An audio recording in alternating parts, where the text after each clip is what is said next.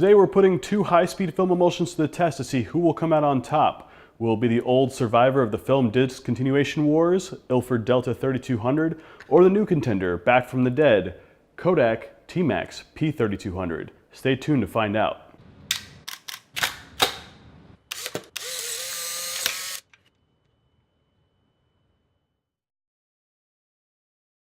Hey fellow photographers, what did you photograph today? So after some lackluster results of trying to push Kodak P3200 to insane ISO values in a video that you can watch here, I decided that I would actually test this film at box speed while comparing it to offerings from Ilford. Now before we get to those results, I think it's important to really quickly go over the methods used to test these films. Now just like those lab reports you had to write in school, there are certain procedures and ways to control variables to ensure that we get as accurate a test as possible. I mean, this is the science of photography after all. So here's the breakdown. Two films tested side by side. They were tested using the same exact model camera, a Pentax K1000, with the same exact model lens, a 50mm f2 lens. And although the built-in meter of the K1000 does have a rating for ISO 3200, in order to eliminate any differences between the two cameras, all the metering was done with an external meter, the Sekonic L308. By the way, this is such a fantastic meter and it's super portable. If you're serious about your photography or if you want to get into flash, you should really pick one of these up. Like I said before, we're metering these films at box speed and we're developing each film in its own respective company's developer according to their data sheets.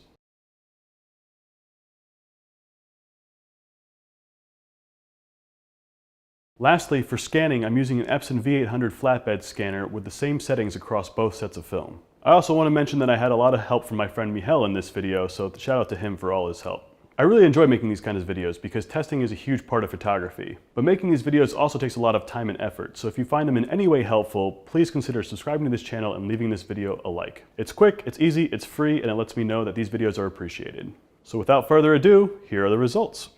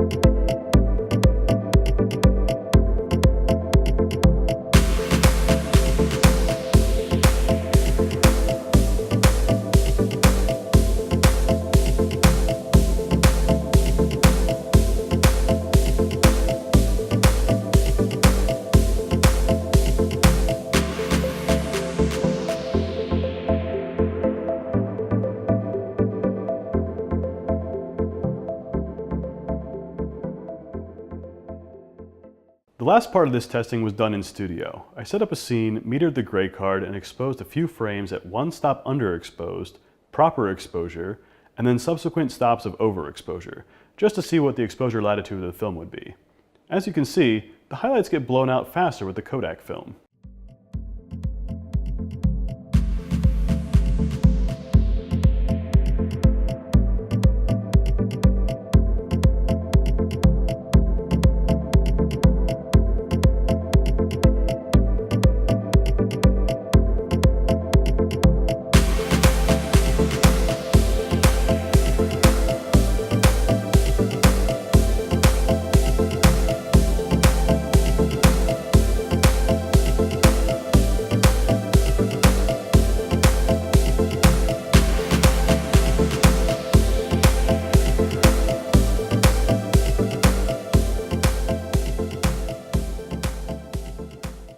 All in all, I felt it quite hard to tell these films apart. I think there's a little bit more punch and contrast with the Kodak film at the expense of some shadow detail. If you want to do some pixel level peeping, I'll leave a Dropbox link down below that has a file that has both side-by-side comparisons of each film scan.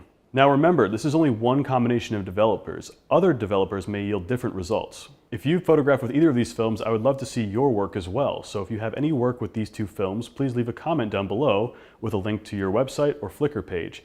It's even more helpful if you tell us how you developed the film and how you metered the film as well. And of course, I want to start an open dialogue. I want to hear your comments about the film. Do you think Kodak has a little bit more contrast? That's kind of what I'm seeing, but let me hear your thoughts. And again, if you find this content helpful, please consider subscribing to this channel and leaving a like on this video. Until next time, as always, happy photographing.